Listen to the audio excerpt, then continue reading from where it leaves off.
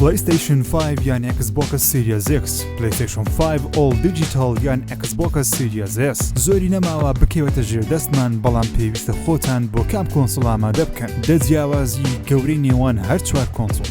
ژمارەدا با بە شێوە و دیزایانی کۆنسۆڵەکان دەست پێ بکەین. PlayStation 5 دوو کۆنسۆڵی هەیە، هەردووچیان یەک شێوەیان هەیە، جیاوازیان نییە. بەڵام Xbox Series دوو کۆنسۆڵی زۆر جیاوازی هەیە. PlayStation 5 بە ڕەنگە سپیەکەی سەرنجی خەڵکی ڕاکێشاوە، هەرچەندە بە ڕاوتەری وایفای دەچێ، بەڵام شێوەیە کە دەتوانین بڵێن سۆنی هەوڵی داوە شێوەیەکی جیاوازی پێ بدا. Xbox Series X شێوەیەکی زۆر سادەی هەیە، بەڵام شێوەکەی ڕاقیە، چونکە بە شێوەیەکە لەوانێ بۆ چەندین ساڵی داهاتوو شێوەکەی کۆن نەبێت. Series S شێوەیەکی سەرنجڕاکێشی نوێی هەیە، بەڵام بێگومان بەغەسالە و دڵشۆری ماڵەوە دەچێت. کەسی قەبارەکەی زۆر بچووکە و زۆر سەرنجڕاکێشە و شوێنێکی زۆر ناگرێ. هەرچی پلەیستەیشنە بێگومان دەستی دووی زۆر ناشیرین دەبێت. دڵنیاین ئەو پارچە پلاستیکە سپیانە زۆر بە ئاسانی دەشێن، کەچی ئەو ڕووناچیە LED شینەی زۆر ناوازێ و ڕووناچە سەوزەکەی Xboxیش ناوازەیە. ژمارەنەوە باسی کۆنترۆلەری هەردوو لا بکەین. کۆنترۆلەری Xboxی نوێ جیاوازێکی گەورەی نییە لەگەڵ کۆنترۆلەری Xbox One لە ڤێرژنی Elite. Microsoft پێویستی بەدەستکاریی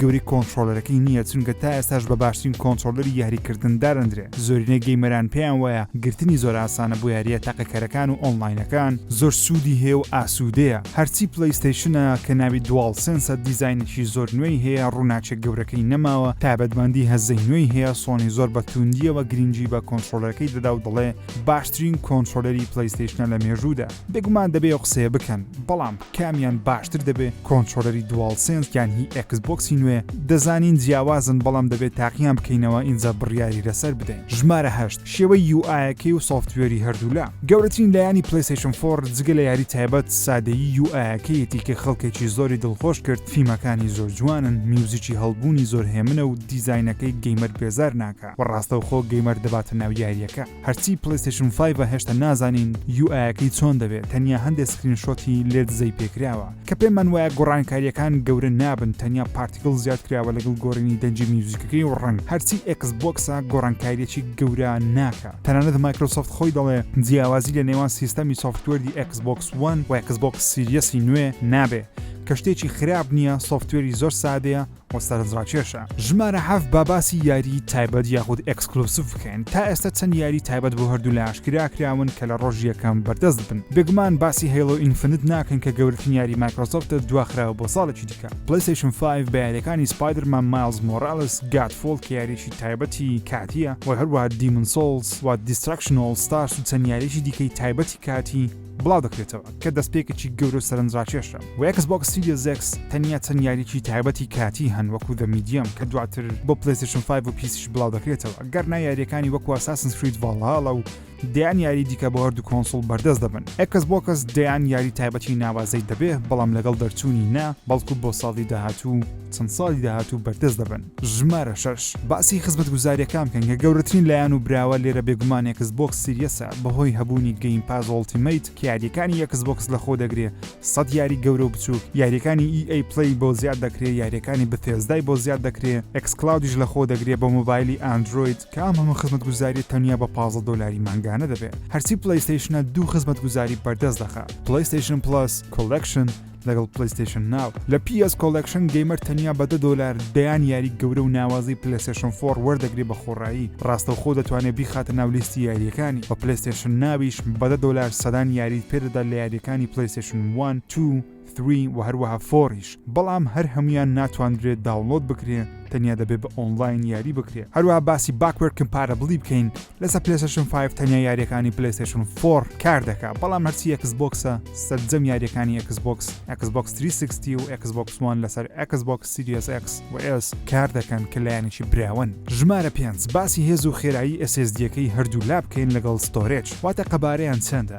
SSD-یەکەی PlayStation 5 لە توانایدایە بە خێرایی 5.5 گیگابایت لە چرکەیەک داتا بگوازێتەوە. بە قسەی سۆنی بێ لۆدی یاری نامێنێ، بە کەمتر لە چرکەیەک یاریەکان لۆد دەبێت. قەبارەی SSD-یەکەی PlayStation 5 125 گیگابایتە، تەنیا 602 گیگابایت بۆ گەیمەران بەردەستە و بۆ ئینستۆڵی یاریەکان کە قەبارەکە زۆر کەمە، بەڵام دەتوانرێت زیاد بکرێت بە SSD بازار کە دواتر لە سەری ساڵ بڵاو دەکرێتەوە. هەرچی Xbox Seriesە خێرایی SSD-یەکەی بەقەت PlayStation 5 نابێ، بەڵکو نیوەی و خێراییە دەبێت کە 2.2 بۆ 4.4 گیگابایتە لە چرکەیەک. هەرچەندە ئەمەش ئەمەش یەکجار خێرایە بەڵام پێویستی بە چەند چرکەیەکە تاوەکو یاریەکان لۆد دەکات و تایبەتمەندی کویک ریزیومی هەیە کە تایبەتمەندێکی سەرنجڕاکێشە یاریەکان لە هەر شوێنێ بەجێبێڵی دەتوانێت ڕاستەوخۆ بێتەوە ناو شوێنە بە کەمتر لە چەند چرکەیەک. قەبارەی SSD-ەکەی Series X 1 تێرابایتە بەڵام 800 گیگابایت بەردەستە بۆ بەکارهێنەوەتە 200 گیگابایت سیستەم دەی بە Series S قەبارەکەی 500 گیگابایتە 300 گیگابایت بەردەستە بۆ گەیمەران کە یەکجار کەمە تەنانەت یاریی وەکو Modern Warfare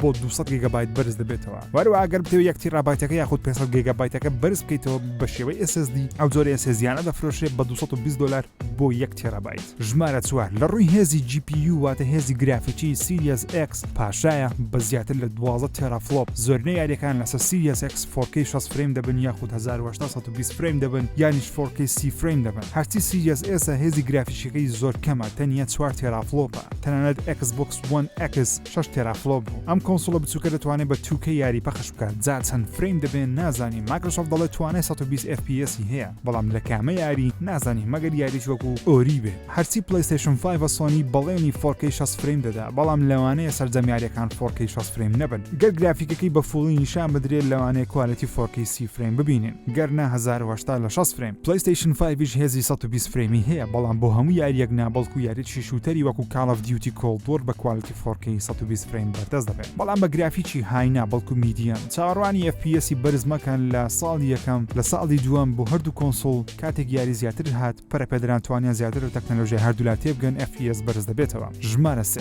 هەردوو کۆنسۆڵ خاوەنی دیجیتال ئیدیشنن بەڵام جیاوازێکی گەورە لە دیجیتال ئیدیشنی هەردوولا هەیە. دیجیتال ئیدیشن واتە شوێنی دیسکی نییە تەنیا بە شێوەی ئۆنلاین یاری دەتوانانی داونلۆد بکەیت. Xbox Series S دیجیتالە بەڵام قەبارەی SSD-ەکەی کەمە ڕامی کەمتر هێز و خێرایی ڕامەکەشی کەمترە. هەرچی PlayStation 5 دیجیتالە هیچ جیاوازێکی نیە لەگەڵ PlayStation 5 یاسایی تەنیا شوێنی دیسکی نیە. گەرنە هەمان قەبارەیە هەمان خێراییە هەمان SSD و نرخیشی $100 کەمترە. ژمارە 2 جا جیاوازی دیجیتال و ئاسایی تەنیا لە نرخە. PlayStation 5 ئاسایی نرخی $500 لە کوردستان چاوەڕوانی $650 بۆ $700 بکەن لە سەرەتا. PlayStation 5 دیجیتالەکە هەمان مواسفاتە تەنیا شوێنی دیسکی نیە نرخی $400 چاوەڕوانی $550 بۆ $600 بکەن لە کوردستان بۆ چەند مانگێکی سەرەتا. Xbox Series X نرخی $500 چاوەڕوانی $650 بۆ $700 بکەن سەرەتا لە کوردستان. Series S کە هێزی کەمترە قەبارەی SSD کەمترە و هێزی گرافیکی کەمترە نرخەکەشی زۆر هەرزانترە تەنیا $300 چاوەڕوانی $450 بۆ $500 بکەن لە کوردستان. ژمارە 1 بێگومان گەورەترین زانیاری لەسەر هەردوو لە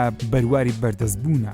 ئەو کەسانی پری ئۆردەریان کردووە لە 10 بۆ 12 مانگی 11 بەدەستیان دەگا. 12 بۆ 14 مانگ لە ئەمریکا بەردەست دەبێت لە 18 بۆ 20 11 لە تاوی جیهان بەردەست دەبێت. لەوانەشە لە 18 بۆ 20 بگاتە کوردستانیش. بەڵام گەر بەنیازی کڕینیت دەبێت خۆت ئامادە بکەی و پارەت ئامادە بێت چونکە هەر 4 کۆنسۆڵ ژمارەیان زۆر کەمە بەهستەم بەدەست دەکەوێت ئەمساڵ بۆیش دەبێت ڕۆژی یەکەم بەدەستی بخێ. خۆشەویستان ئەمانە دەجیاوازی گەورە و بچووک بوون لەسەر هەر 4 کۆنسۆڵ بێ ئەوەی لانجیری هیچ کامیان بکەین کامە کۆنسۆڵ دەکڕی خۆت بۆ کامیان ئامادە کردووە یان چاوەڕێ دەکەی جارێ نایکڕی لە کۆمنتی ئەو ڤیدیۆ بۆچوونی خۆتان بنووسن.